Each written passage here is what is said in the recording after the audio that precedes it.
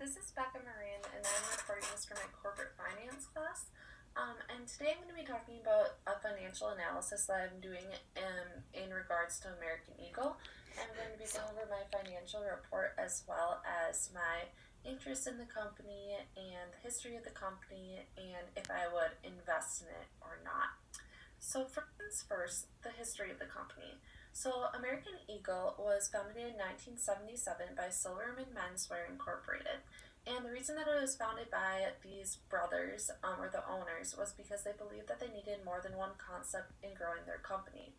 They had completed some business in regards to menswear, and they had different companies or different lines of menswear through the Silverman Menswear Company, but they thought that they could expand their market by introducing a different type, a different class, and a different even gender into their overall market. So the first American Eagle was still primarily geared toward men, although they had some women's clothing items intertwined within their inventory. But then they reached out to, it was supposed to be a seller of brand name leisure apparel, and the emphasis of American Eagle was toward outdoor sports, so that'd be like hiking, climbing, etc. And surprisingly, American Eagle attracted an unusually wide array of different shoppers. So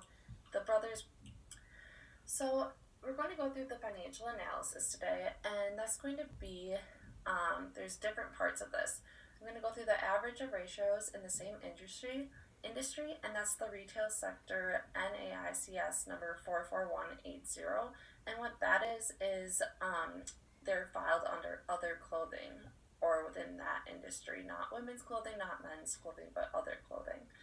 And we're going to compare that to the average of the competitors with the same ratios so we can get a cross-sectional evaluation, as well as financial ratios relating to liquidity, long-term solvency, profitability, market price, and dividend.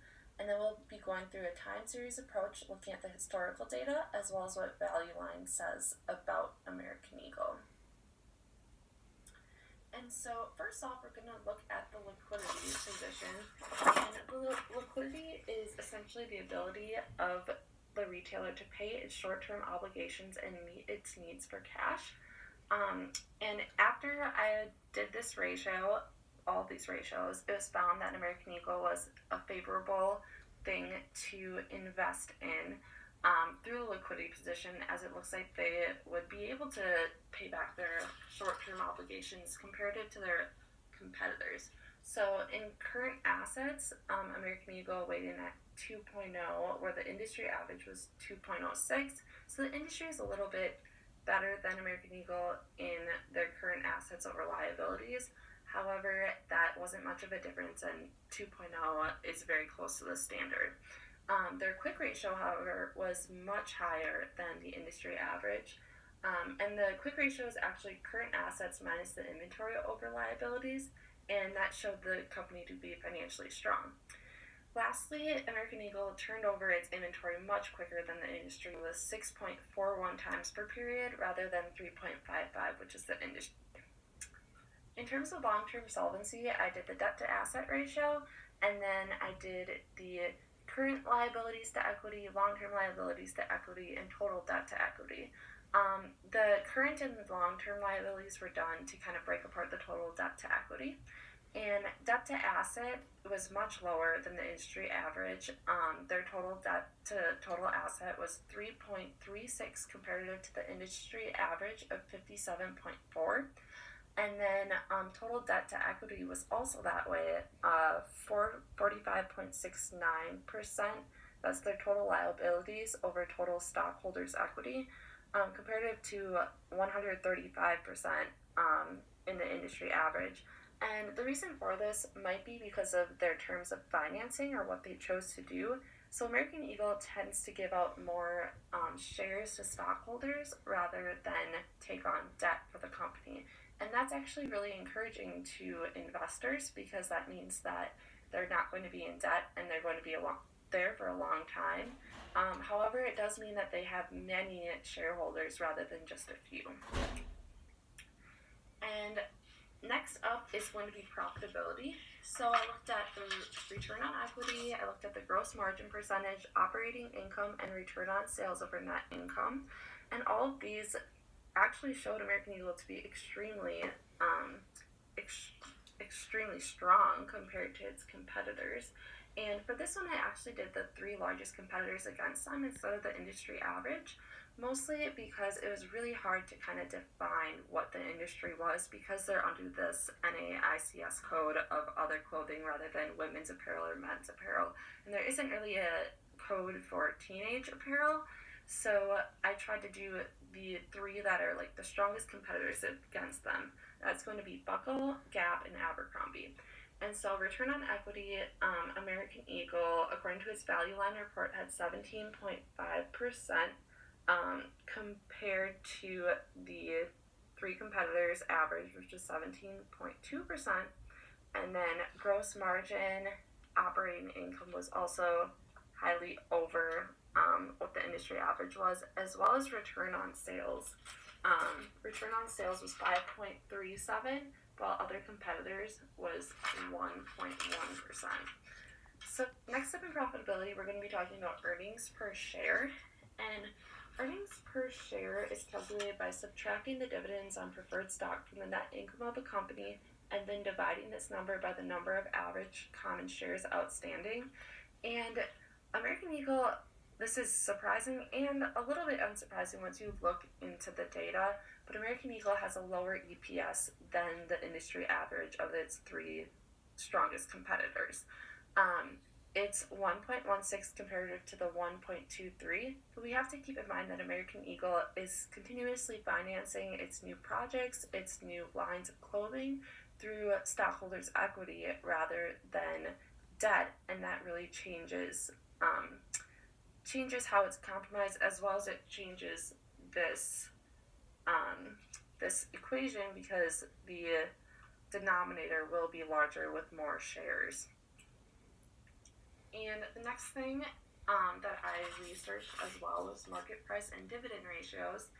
And one that we're really going to look at is going to be the dividend yield. So the dividend yield, American Eagle actually has a lower dividend yield compared to industry average. American Eagle's is 2.9%, whereas its competitors' average is 4.03%. This means that for every dollar invested in equity in the company, American Eagle is paying out around 3 cents, whereas the competitor is paying around 4 cents. And originally this looks kind of concerning because they're not paying back dividends as quickly as other companies or their competitors. But when looking back at the annual rates, American Eagle has actually increased their dividend payout by 3.5% in the last 5 years, and that may mean that they're actually in a growth state and they're needing the extra money for investment instead of rewarding their current stockholders, as well as dividends will be divided among the shareholders again, so it's going to be a lower amount if there are more shareholders.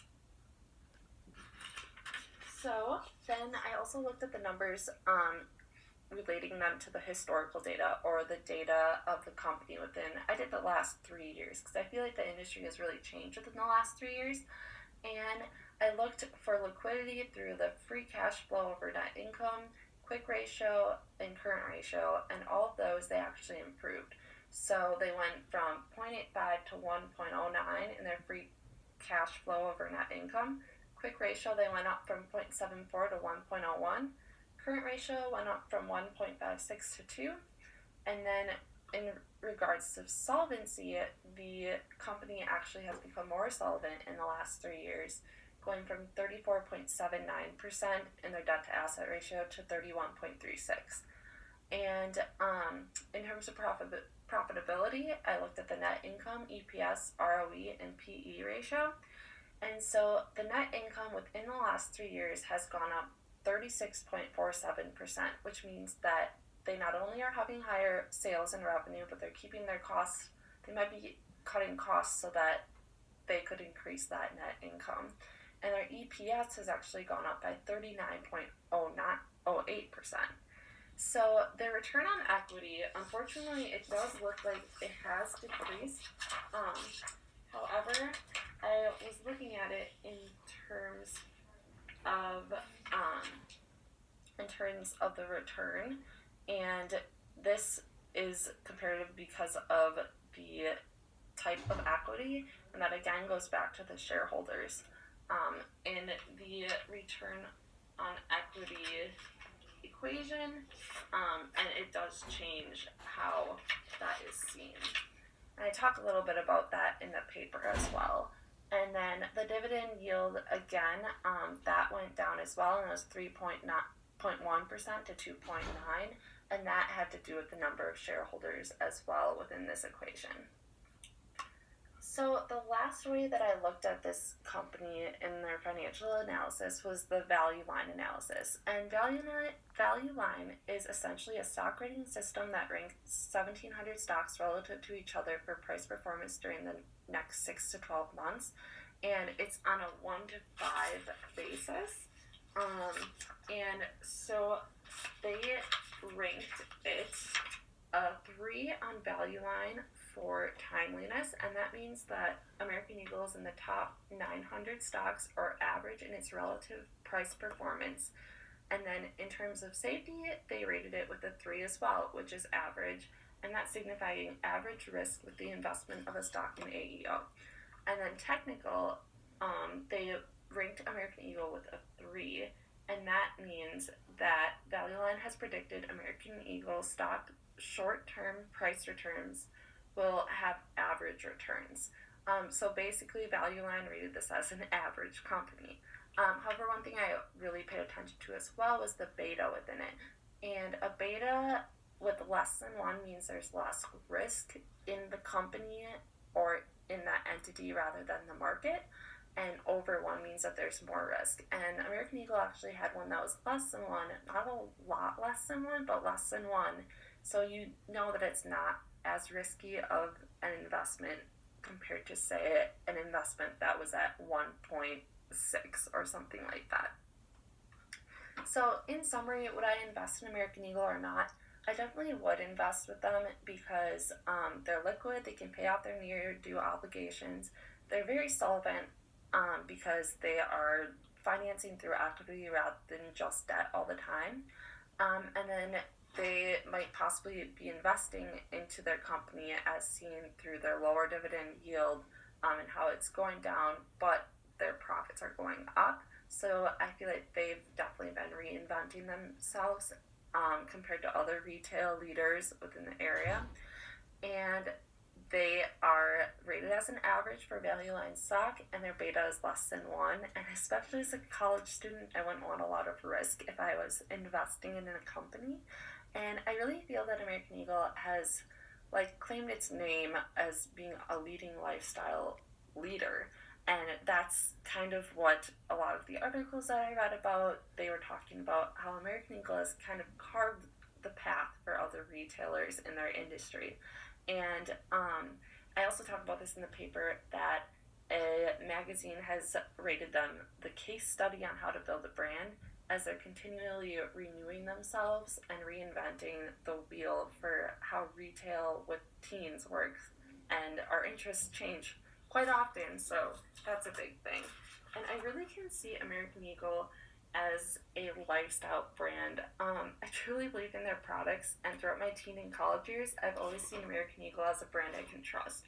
And it provides me with quality items for a reasonable price. And so for personal experience, I know that American Eagle is truly a lifestyle brand, and it is closely tethered to its target market's movements in likes and interest. Thank you very much. And